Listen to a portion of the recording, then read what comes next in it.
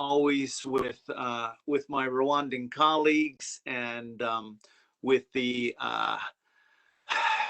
even sometimes with the help of people committing genocide. We'll see how much we get into that. The bizarre relationships and even partnerships that developed during this time was, well, as some of you who saw the film, you saw with Colonel Renzaho, and even asking the prime minister to stop a massacre. I call him the bogus prime minister because they killed the prime minister the second day of the genocide. So thank you again, John. Really appreciate this opportunity and the work that you do there, and especially every year with these weeks. I've just really appreciated and learned each time, and I've enjoyed some of the speakers already this week. Looking forward to tuning into a little more before the week is over.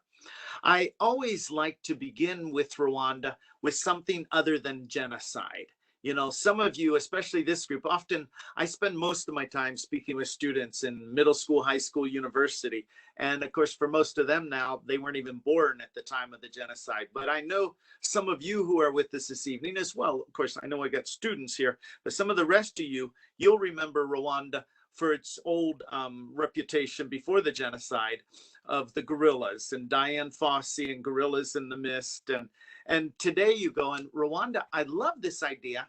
You know, I think some people, they just think developing countries are always going to be developing countries and they'll always be poor and things like that. And Rwanda's got plans and visions and strategies and innovation. They're delivering blood to remote clinics with drone now. Volkswagen is assembling probably about 4 different units there. I think an SUV and a couple of sedans. They've started importing one of their electric cars to Rwanda. The first cell phone factory in Africa in Rwanda. They see themselves as a middle-income country in just 14 years. Pretty ambitious, and high-income country 2050. I am just, every time I go back there, I'm blown away by the new things that I learn when I'm there, as well as the all the different innovations that are having this beautiful new sports arena. The last time I was there was in December 2019, so just a little over a year and 4 months ago, and it was for the annual National Dialogue Council. I call it the reverse state of the union, because in Rwanda, instead of the president telling the country how they're doing, Rwanda, their constitution says, no, every year the country, the people need to tell the government how the people's priorities are being met by the government's programs, the government's services. So 2 days of the president, all the ministers, governors, everyone just listening to the people. You know what was so beautiful about it was, because it could have been like a gripe session. Hey, it's my chance now and I'm on national television and I could just really gripe. They always started, or at least every time I noticed, they started with a thank you. And then they would go on, you know, thank you for the cancer hospital here in the northwest corner of the country. But the road going there is just going terrible. And so then the Minister of Transportation would respond. And it was 2 very interactive days, a chance for the people to have a voice, which I think is one of the biggest ways we can prevent violence and genocide, is these avenues for people to have a voice where they're really listened to. And speaking of having a voice, I meant to say thank you at the beginning to my friend here with ASL. I'm going to try not to talk so fast, but I don't think you're good. So thank you so much. Appreciate you helping out this evening. So we'll go back to Rwanda, 1990.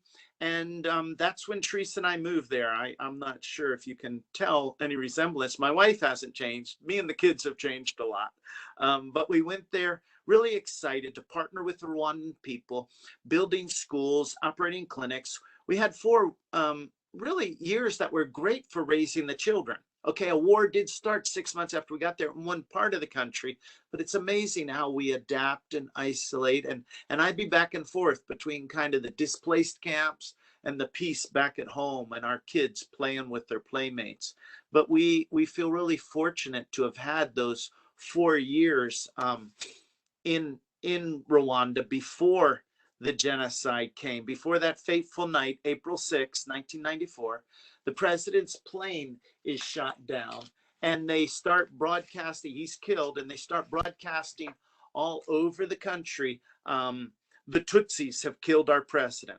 There's a majority group in the country called Hutu. It's actually crossed out here. And the word Tutsi is not crossed out, and Twa is crossed out. And so even though they had those different ethnic groups, honestly, it wasn't like Hutu and Tutsi, because they married each other all the time. The planners of the genocide are going to have to work hard to break the bonds. When people are speaking the same language, going to church together, you know, they're bound to fall in love and get married. But this was another example of politicians, leaders, constructing a narrative around somebody's identity, maybe religious, maybe regional, you know, maybe economic, in this case, ethnic, constructing a narrative around their identity that suits the needs, the goals of the leaders, not for the interest of the people. And so in Rwanda, they're out right away, circulating, broadcasting the messages. The Tutsis have killed our president. Get out there, make the roads safe, you know, set up these roadblocks, and find every Tutsi. And any Hutu who's not going along, they're the enemy too. We will eliminate them. When I put a picture like this up, and this is really my only graphic image this evening, I just have to pause for a moment. And of course, right now, this is April, Genocide Awareness Month, and especially in Rwanda, we're in the 100 days commemorating the 1994 genocide against the Tutsi. We will never know the loss that the planet sustained when more than 1 million of our family members were killed during that 3-month time. It was something more horrific than any of us, I think, could have imagined. I mean, we saw things coming, but when this happened, it was just overwhelming. And during, I'm going to leave some time, so during our conversation, we can go back to processing some of that trauma, the horrors that were happening. Thursday night, that first night of the genocide, a gang came to our gate at our home there, and neighbor ladies came and pushed their way between the gate and these men and said, no, you can't go in there. I don't know why. The ladies said they were actually there to kill us. There were some rumors going around and circulated on the radio that the Belgians had shot the plane down. Maybe they were confusing us for Belgians. I don't know. But that first night, these neighbor ladies courageously stood in front of our gate and said, no, you can't go in there. Their kids play with our kids. This is one of the neighbor ladies who stood there that night. Her grandson was our son's best friend, and I don't know how to thank these ladies for their courage. I just want people to know that before Teresa and I ever made a decision that I would stay, these neighbor ladies courageously stood up for us, stood with us. There were 2,500 UN soldiers there because, as I mentioned, there had been a war for about 3 years. They'd gotten everybody to lay their guns down. The UN was like, yeah, way to go, Rwanda. And we started sending people and equipment. Kind of wish they would have had little letters underneath those big UN letters that said only for UN protection, because it gave us all a horrible, deadly, false sense of security. Their mandate was not to protect any of us. Their mandate was as observers, and then if fired on, they could return fire to protect themselves. It's another tragic story of betrayal. And when the American government, like all the other governments, started evacuating their expatriates, they said, Laura Lane, our consulate officer there at the embassy, she was under orders. I mean, she wanted to keep the embassy open and let a presence be known to the people committing genocide, that you're not, this is not with impunity. This is not in the dark. The world will know this. But she followed orders, and she took a responsibility of getting the Americans safely out of there very seriously. And she did an amazing job. However, part of that was to tell us you can't bring any Rwandans in the convoy.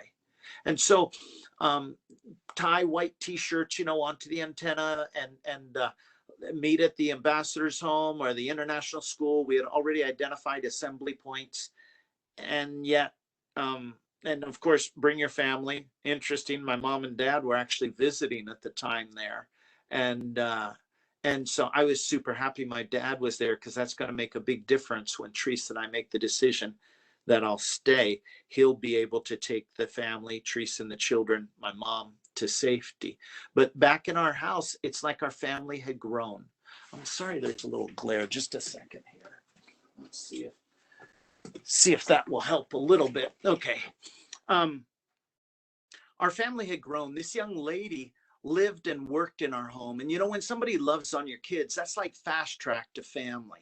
And the young man who came in the evening as the watchman, both of them had Tutsi ID cards. We were quite convinced that if we left, they would be killed. And you know, there was this bizarre phenomena, I might call it, in Rwanda, and yet it wasn't. We experienced it in other countries we worked in Africa as well. There was this incredible privilege that was given to foreigners.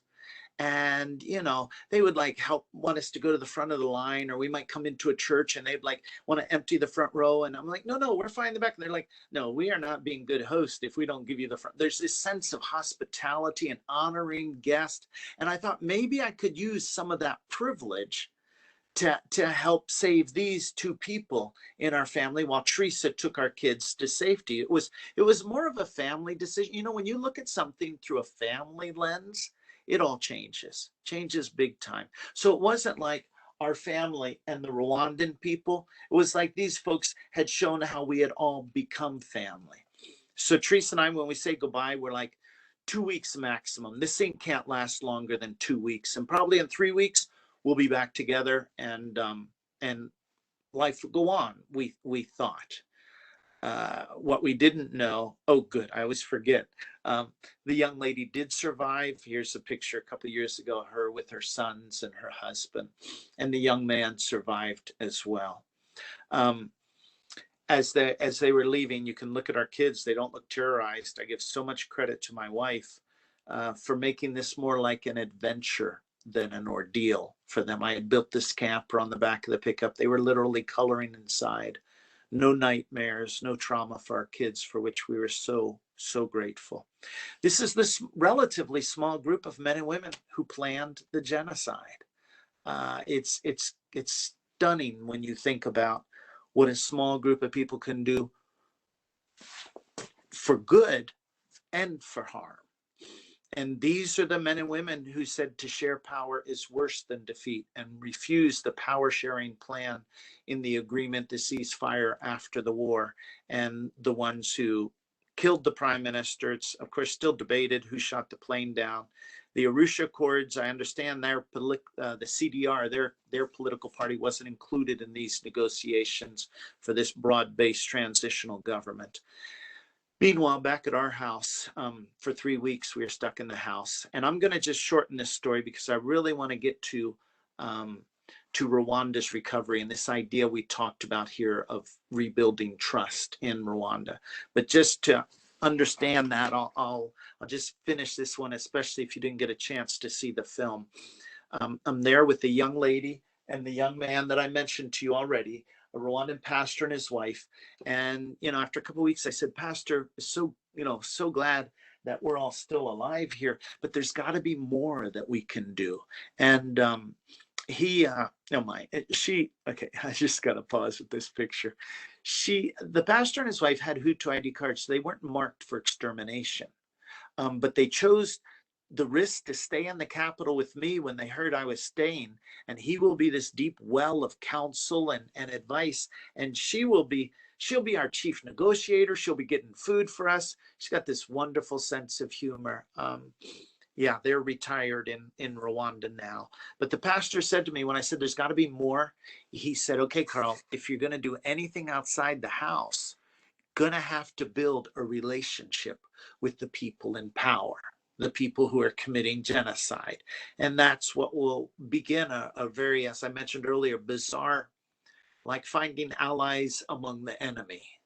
And the colonel in charge of the city, who will later be captured, tried, convicted for his role in the genocide, will give me a travel permit. and I'll meet Damas and his wife, who were running this orphanage in one of the most densely populated parts of the city. When I got there, they had little graves in the parking lot because the kids were dying of diarrhea and dysentery. And as I said earlier, couldn't have done any of this without my Rwandan colleagues, Das and Gasikwa. They were just fearless and courageous and innovative. In both of them were protecting people in their home, and then they were coming out and helping me. Gasikwa had probably more than 40 people. And when they came to kill, he would be like, Bernard, your daughters must be hungry. And with respect, with empathy, with inclusion, he would flip the script. And these guys left with chickens instead of blood on their hands. General Kagame with the Rwandan Patriotic Front, mostly young men and women whose parents had fled Rwanda at the time of independence, early 60s, late 50s. Independence was in 62. They got military training and they came back. We had that 3 years of war. They tried to come back peacefully for 30 years, weren't allowed back. And finally, through war, they got a place at the table. But then those extremists launched the genocide. They picked up their guns again, and they're the ones who eventually drove the extremists out of power and out of the country. Reunited with Teresa and the kids there after three unbelievably long and brutal months. Wonderful for our family, but the more than 1 million people who are killed, how is Rwanda going to begin to put pieces back together after this horrific time? 7 million people and over 1 million killed. It's just like every family was touched. Nobody was untouched by this horrific, preventable, man-made disaster, this genocide that happened there. You try to think about repairing things, about forgiving, justice, healing. What could peace look like? And Rwanda, I want to give you a little framework to try to understand Rwanda's strategy for putting the pieces back together. Actually, let me skip down through here because of our time, and I want to get time for some conversation here this evening. Excuse me. Rwanda decided that the best way to move forward. Okay, here's my little framework that I'd like to kind of outline for you. Did I have? Yeah. So many times when we're trying to engage somebody that, trying to repair a relationship, we just dive right in. We try to engage the other without, and often end up with a bloody nose. And we're like, oh, they're impossible. We can never do that, without preparing ourselves and without reframing the other. So this is the framework I want to give you this evening of Rwanda's strategy for putting the pieces back together. Preparing ourselves, reframing the other, and then engaging the other. And we're not going to look at all the, the two parts, at least, that I've laid out of those different steps. But we're going to look at this first one. And one of the things I think we have to address in looking at this is cynicism. And I've chosen to look at cynicism on a continuum from cynicism to hope. And Rwanda, I just realized that all of my pictures I put together for this evening did not transfer over to my phone. So please stick with me with a little bit of hopscotching around here. Rwanda, after the genocide, they're like, okay, how are we going to put these pictures back together? The story, pictures on the brain, put our country back together. They could have gone with this philosophy that was there, that was behind the genocide, thinking that says my world would be better without you in it. Who would argue the world better without people who committed genocide in it? But they recognized that that would not break the cycle of violence. And so they went to the other extreme of my world would be better with you in it, whoever you are. But we're not going to just kind of think we can start all over again. We're gonna make three big choices, as President Kagame said. We choose to stay together. It's not like it's going to be Hutu land here and Tutsi land over there. We choose to be accountable to ourselves, transparent, and we choose to think big. And think big, they had to. They had more than 250 1,000 people accused of killing their neighbors. What are they going to do with all of these people? So they made this radical decision to go from a punitive approach to handling genocide crimes to a restorative approach. And I'm going to just give you a quick version here in comparison with punitive, where we're looking, somebody's got to pay, who's to blame type of thing.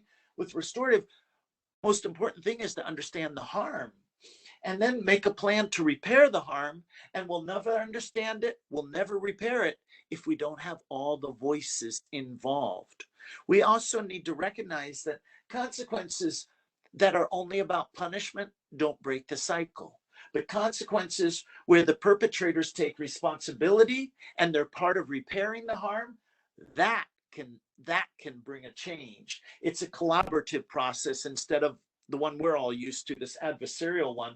And this is a process that breaks the cycle. This is my short version, Instead of blame, understand the harm.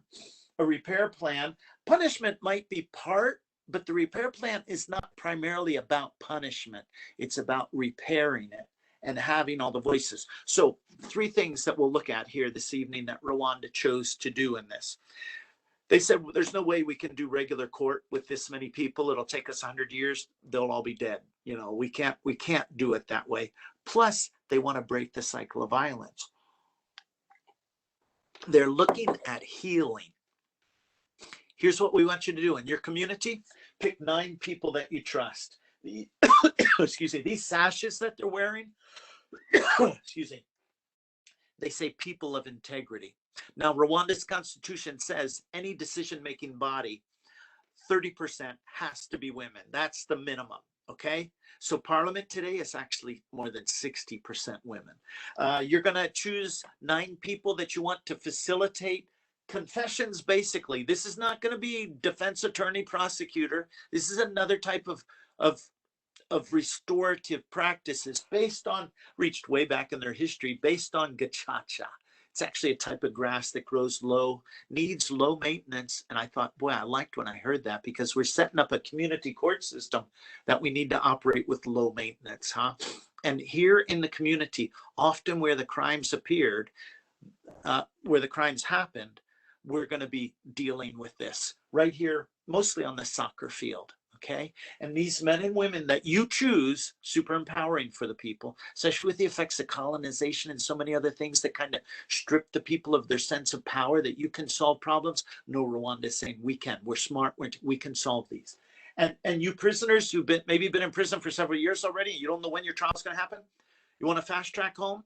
You want a restorative pathway home? Come and confess in front of the community. I love this different parts of this program, because it is so restorative. People are learning the truth, learning where family members are buried. Did my grandkids see their dad killed, or did their dad? People like, what's that have to do with justice? Justice isn't the top priority here. Healing is the top priority. But we realize healing's not going to happen without justice, okay? But healing is a top priority here. And so they learn the truth and they begin to talk to each other again. They begin to have engagement. Now, understand this. Still today, there's people in Rwanda who have not talked to perpetrators, survivors who have not talked to perpetrators. And if you want to talk about some of those challenges, we can a little later here, hopefully. But this beginning of engagement with the community, very powerful experience as confession is happening. And then the judges are saying, you know what? You need to pay this much money to this family. You and your family, Rwanda's a community-based culture, you and your family need to pay for, this house that was killed. I mean, you can't pay for killing people, but they started metering out ways of repair, a repair plan. On a large national scale, the repair, by the way, they did more, actually last account I heard was 1.9 million. Gacaca ended in 2011, went from about 2001 to 11, about 10 years, 10, 11 years. And they said, one researcher said the budget was 50 million. How do you do even a million, much less 1.9 million with $50 million? A lot of volunteers, a lot of community initiatives.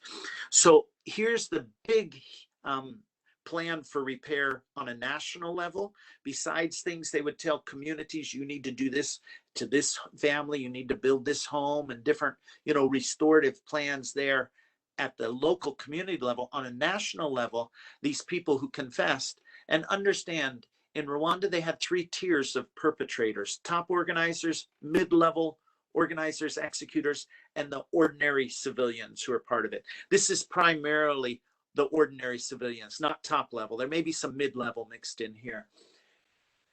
This TIGE camp, French abbreviation, work in the interest of the general public, community service. These men and women, can't really call it a prison camp because there's no fence. The guards don't have a gun. I'm actually here, this is 2015, with a group of high school kids talking to these men and women about their experience and the journey of restorative justice. On the weekend, some of these men and women will go to local churches, maybe join a local choir. TIGE camps gave people a chance to reinvent themselves. You see, they reinvented themselves from a kind neighbor to somebody who murdered, and now you're wondering, can that kind, generous neighbor, can they ever, well, they can't go back, but can they ever be trusted again? This restorative journey, bit by bit, step by step, this reinventing of yourself, given an opportunity to reinvent yourself. People who were killing are now building roads, doing radical terracing, building houses, burning bricks to make schools. They're not paying back. You can't pay back for killing, but this reinventing yourself, and the community talking with them as they're there, coming to church on the weekend, or those things. So we can go deeper into this if you'd like to, but the last part that I want to talk to you about is well, there's one more story after this, but the last part is what's going on today in Rwanda. Okay, the TIGE camps are nearly all closed. In 2019, I think there were maybe 10 left in the country. From before, I don't remember how many. It was probably in the thousands, but anyway, they were dotting the countryside, okay, of Rwanda, this tiny little mountainous country. You had these blue canvas camps dotting the countryside, people rebuilding. So Gacaca finished in 2011. TIGE is nearly finished. And they said, you know what? This idea of restorative justice, Rwanda still has a regular justice system like the rest of us. You go around the world and you find judges, defense, prosecutor, all of that stuff is going on in Rwanda. But they're working to make their whole system more restorative now. And here, I think it's brilliant. You don't start, like changing everything overnight. You start at the grassroots, just like Gacaca. It's called Abunzi. And once again, community members are elected by the community, minimum of 30% female, elected for 5 years, and they're all on a volunteer basis. They're given training.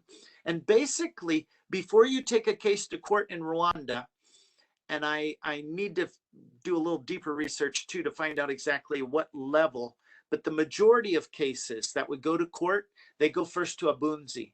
And Abunzi resolves about 70% of the cases through this community restorative repair plan model. The others go on to court. Now, murder cases and more serious crimes like that, I'm quite sure they're not going to Abunzi. But I just want to get the concept out there to you that today they're still moving forward with this. And I was just speaking last week to the chair of the law review. Oh boy, I forget it's this organization in Rwanda that reviews laws and legal procedures and things. And she told me that they are passing new laws too that are working restorative practices into the regular legal system that's there in Rwanda. So on this continuum from cynicism to hope, we have this idea of Gacaca, where we're learning the truth and re-engaging, a TIGE camp where we're reinventing ourselves and where we're reintegrating, and today Abunzi, as I just explained it to you. Rwanda really buys into this idea that we repeat what we don't repair. So one more kind of personal story to bring this home, and then we'll go, John, to whatever question. I've seen a few questions popping on the screen, so I look forward to exploring that. I just wanted to come to the kind of center part of this framework I laid out for you, of preparing ourselves, reframing the other, because Rwanda has a powerful, there's reframing going on in the Tej camps, but I wanted to give you some specific examples of this reframing, and then the engaging. And as you'll see here in step 2, reframing, I've called it challenging one thing thinking. And I'm giving us a little American explanation, a little American flavor here right now. We know in our country, we see somebody with a MAGA hat and we're just like, oh, I don't need to know anymore. That's not, or we see a Black Lives Matter sign in the yard and we're like, oh, I don't need to know anything else. You know, this defining people by the one thing that bothers us most about them. Now that's America. How about Rwanda, where the people, and okay, wait, before I go to Rwanda, part 2 here of part B of step 2 is this idea of finding the good. So this reframing of the other, this challenging one thing thinking and finding the good, I think is really powerfully illustrated in a story. This was still 2019. I was with a group of teachers here, and we were back in Rwanda. I usually have the privilege of taking teachers to Rwanda every summer. COVID has put a little break on that for a moment, but hopefully 2022 will be back.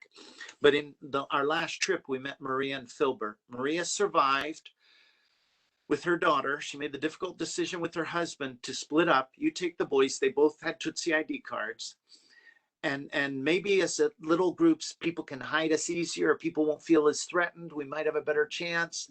It worked for Maria and her daughter, didn't work for her husband and sons.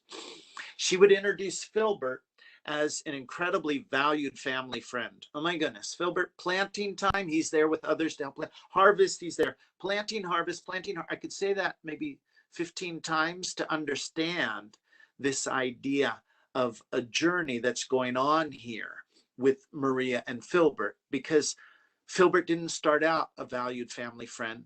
Filbert was in the gang who killed Maria's husband and sons. And for most of us, talk about one thing thinking, you know, finding the good. Are you kidding me? And I never want to talk about these ideas to people who've experienced trauma as if you should do this. I'm doing my best to tell these stories and share what I experienced from a descriptive position as opposed to a prescriptive mindset, okay? But here's Maria and Filbert's story. When Filbert confessed and eventually was released and back home, the whole community was involved in a house building project, helping people to have better homes. And they're using adobe bricks. Some of you are really familiar with this, huh? You're down in this pit with this mud, and it's super hard work, huh?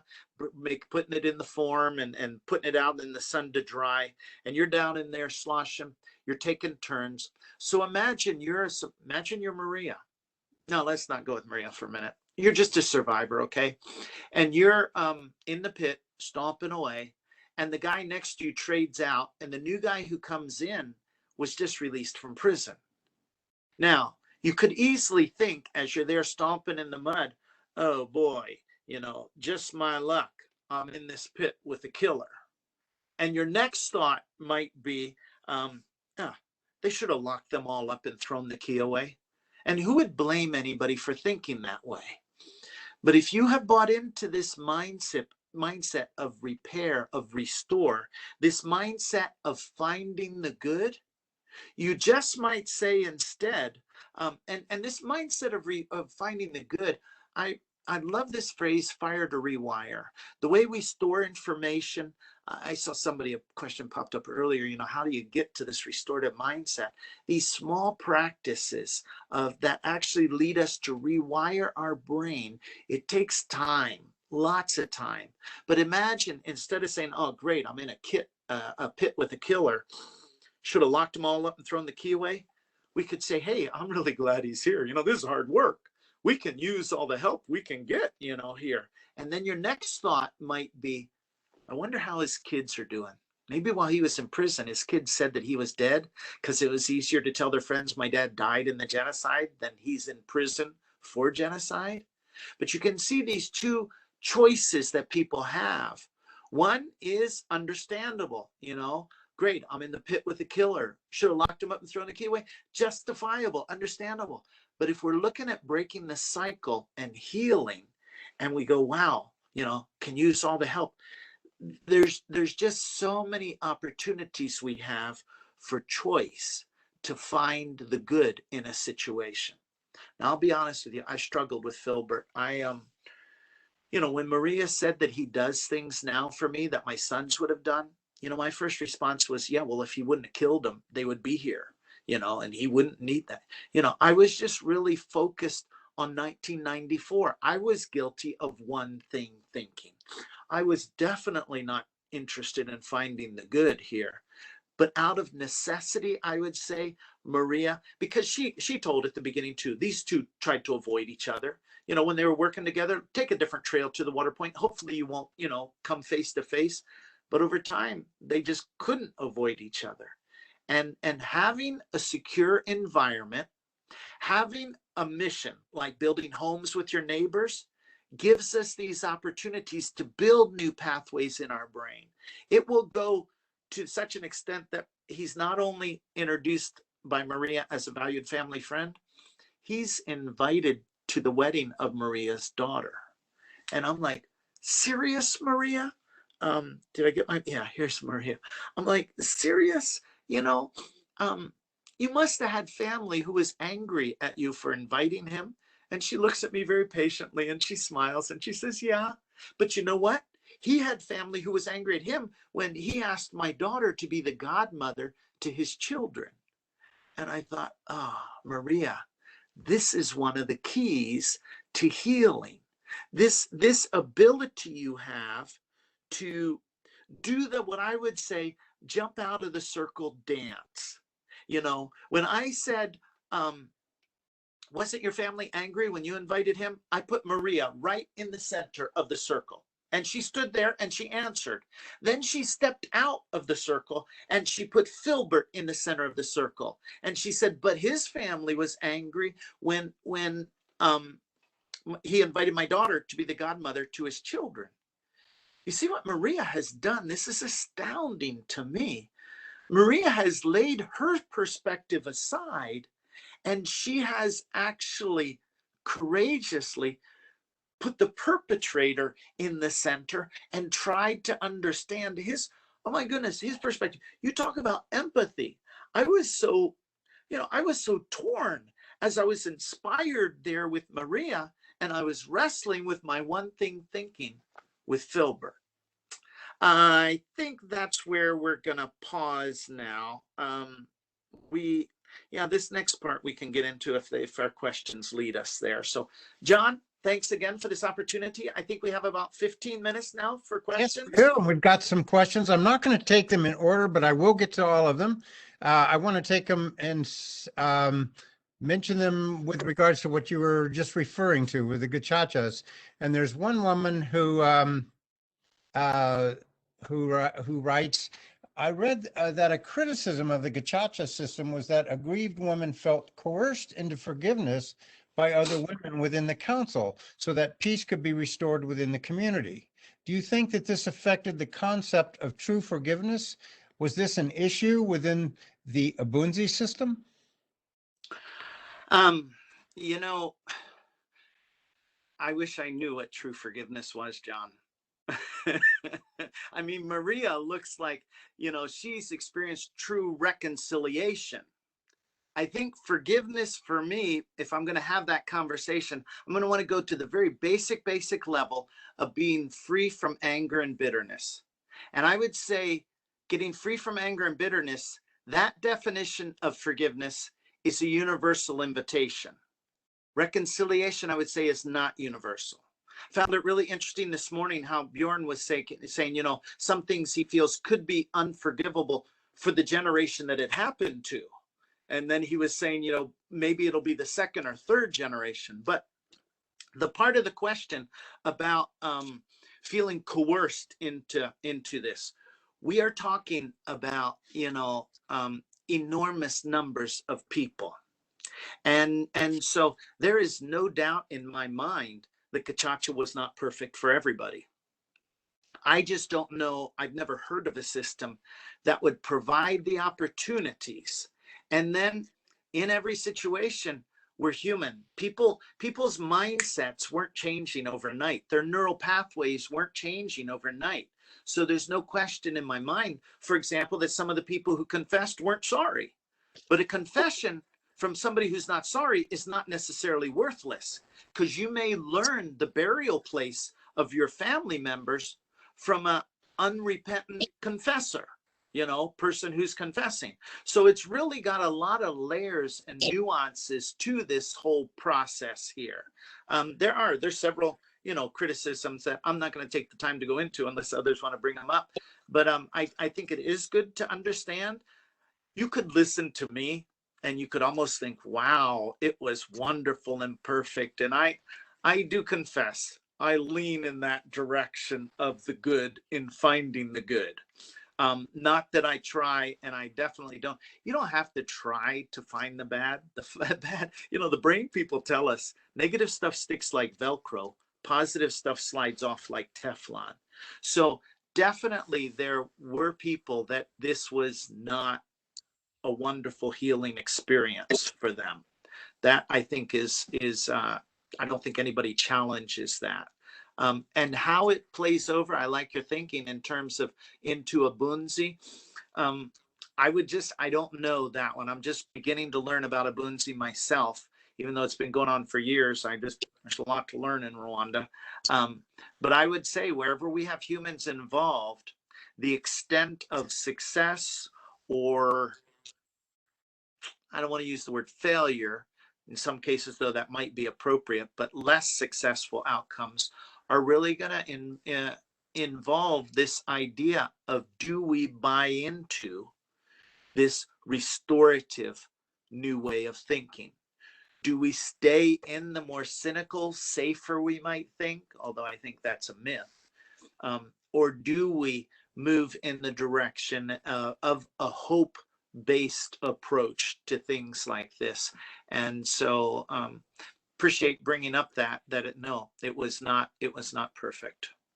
And I know you weren't thinking it was perfect, but I think that does make sense to me. There were times when they would a confessor would be asked a question by the community, and he'd say, "Oh, you really want to know?" And he'd point at one of the people who was selected as judge, and sometimes some of the judges ended up in prison. They thought they were elected by their community, and maybe things they had done or something they thought were buried in the past, and they came out. So this whole idea of bringing out the truth and still having consequences. That's one of the things that a South African scholar said, who was in Rwanda a couple of years ago. If we would have done our truth and reconciliation after you guys, we would have learned something. And she was referring to this idea of consequences. Restorative justice isn't a slap on the wrist. There are serious consequences, but perpetrators are involved in the consequences and the repair. Oh, thank you, Carl. Another question or question is from Ambassador O'Donnell, who says, when President Clinton visited Rwanda in '98 and met with survivors and families of the victims, how did the people receive his admission of failures by the government? We did not call it what it was. We did not call it by what it was, genocide, etc. Honestly, I was not there in '98. I left in ~96, and I didn't go back for 9 years. But I can guess a few responses to this. The Rwandan people are, they're like courteous to a fault. I expected bitterness against the international community because of the betrayal of the UN, removing those 2,500 soldiers who could have literally stopped the genocide. I thought that maybe, they would be bitter. And I'm sure there were some people, I've heard of some, but boy, I think they're also very pragmatic. And they're like, we've got to repair. We got to repair on the inside. We got to repair on the outside. That's going to take partnerships. But what I'm excited about with Rwanda's partnership plan post-genocide is Rwandans and the Rwandan government are the lead partners. For so many years, we've gone in from developed countries to developing countries thinking, we have the solution. We're the leader here. And Rwanda has very, very clearly made that very clear right at the beginning to folks coming into Rwanda after the genocide. We have a strategy, we have a plan, we need your partnership. But you can't just say, I'm going to put a school here and I'm going to, do this here. Work within our long range plans. Okay. Another student would like to, she has a very interesting question. She is asking how you would answer this, how you would finish this closed sentence. Were it not for blank, the genocide might not have happened. Were it not for X, the genocide might not have happened. How would you answer that? Yeah, I would say, let me show you a pie chart. Because it's going to be multiple factors that played into the genocide. There is going to be the historical components, the colonialism, this extra dividing. There were Hutus and Tutsis before the Germans came and then the Belgians came, but this mentality of a superior and inferior was really built in with the colonial times. So that would be part of my pie chart. I guess if I was putting the whole thing without the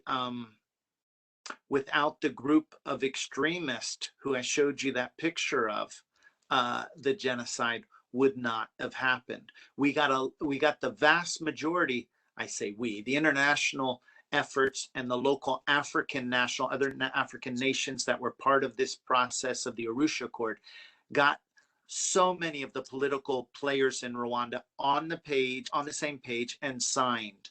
So we had war, and we really thought that we were going to have peace because we had so much buy-in in the country from so many of the political players. But it was this one small group who was able to have enough influence in the military, in the communication networks with the radios, and in the communities. Enough influence with the churches. The role of churches in the genocide is a very dark chapter in Rwanda of religion in the genocide. So I would probably want to come back to this idea without thinking that says my world would be better without you in it. We wouldn't have had genocide. But we all know that thinking isn't unique to Rwanda. We also know that thinking doesn't always lead to genocide because we've seen plenty of that thinking in America now. My world would be better without you in it. But I think your question is a good one to the student in that it does provoke some really invoke or bring about some really meaningful discussion that, influencers in the community could have stopped the genocide. The small group who orchestrated it, they couldn't have done it on their own.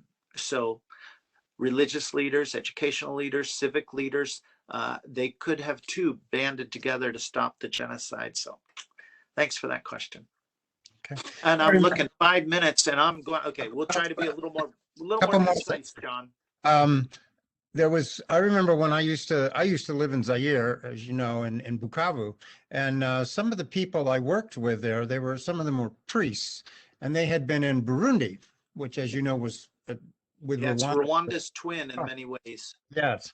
And apparently there, 20 years before, 20 plus years before the Rwandan genocide, there were Tutsis killing Hutus in Burundi. And so that had an impact on what was going to happen in Rwanda in the 90s. And it just seemed like that was one of the dominoes that caused that or so. Do you have anything that about contributed? I'm sorry? What do you think of that? No, I think there were a lot of contributing factors.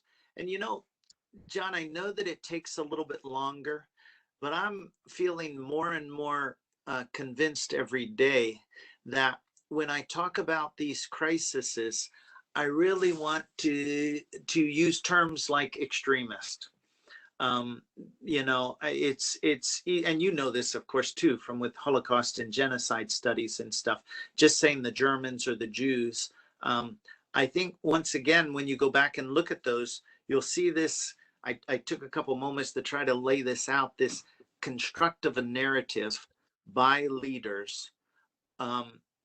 Dividing people according to identity features there. And so it's easy to think, and this is part of the genocide deniers strategies today in Rwanda, it's easy to try to just put this down to Hutus hating Tutsis, but or Tutsis hating Hutus, whichever you go like that. But what was really happening was this manipulation of identities, and then the planners of the genocide had to work hard to break these bonds, because we have bonds of empathy as humans. We are not wired to kill one another and to kill neighbors. And so when you think about it, sometimes people think, oh, this is inevitable and war happens and it's always going to, what are we going to do?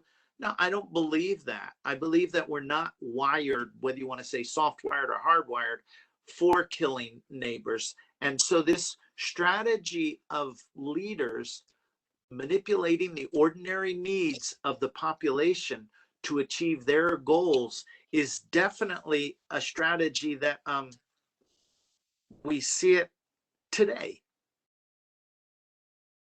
Yes, absolutely.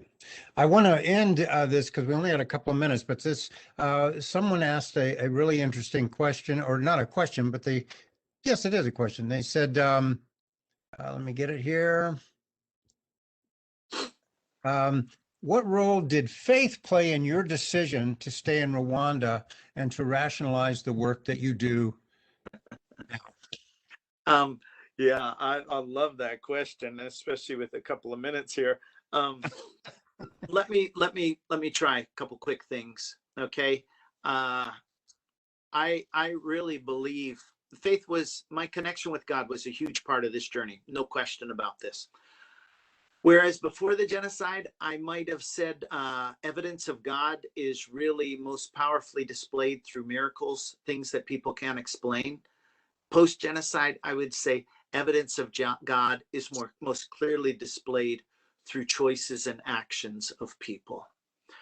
This is ridiculous to put a percentage, but just to make my point, I would say maybe miracles that nobody can understand. And of course, many of them we don't even see or know happen, because I do believe miracles can happen, but that might be like 5 or 8%, and 92% is choices, like those neighbor ladies, and like my friend Gasikwa coming out of his house with chickens, offering to his neighbors. This idea of God prioritizing to an unimaginable level free choice, and giving everybody free choice, which then means people are free to commit genocide. Or are they? Because others of us are free to choose to stand up against harm. My understanding as a follower of the teachings of Christ is that when I stand up, I am empowered by my connection with God, and I get courage. You might say courage from God, yes, but through the neighbor ladies. I think courage is infectious. I got courage through my wife. I got courage from the stories I read as a kid from the Bible, courage from stories of the Underground Railroad, courage from other stories in there. So this idea of free choice and all-powerful, all-loving God is still not something I've completely figured out by any stretch. But I do feel much more empowered with the model of God working through me, others who choose to bring about change, than kind of waiting around for a supernatural miracle to happen. This, to me, feels much more empowering. And I would just end with the idea that's not unique to me. Many of you will recognize it. I think if religion doesn't connect us to good, or in some of our cases, God, and connect us to our neighbor, then more often than not, religion will be doing us all a disservice. And so that priority of connecting with some source of good, and for me, that's God, and being able to connect with my neighbors is really what religion and faith to me should be all about. Okay, thank you. I think that's a great place to stop, and we're right at time now. And I wanted to ask that so that you could get that in there at the end. So thank you Well, very much. thanks for the opportunity. And if people do have further questions, I'm sure they can email you and get information from you or so, because I know Absolutely. you're And find our website, worldoutsidemyshoes.org. Sorry, it's such a cumbersome name, but anyway, and I'll be happy to continue, conversation with anyone or explore, sharing the stories of Rwanda in whatever community you have. All right, Carl, thank you very much. And after this Thank you, pandemic John. Once again, appreciate it. You and your team. I know you don't do it by yourself. And I really appreciate the opportunity and looking forward to the rest of the week here. Thank you. All right. Thank you very much. Take care and be healthy. All right. Okay. We'll see you now. All right. We have one more article here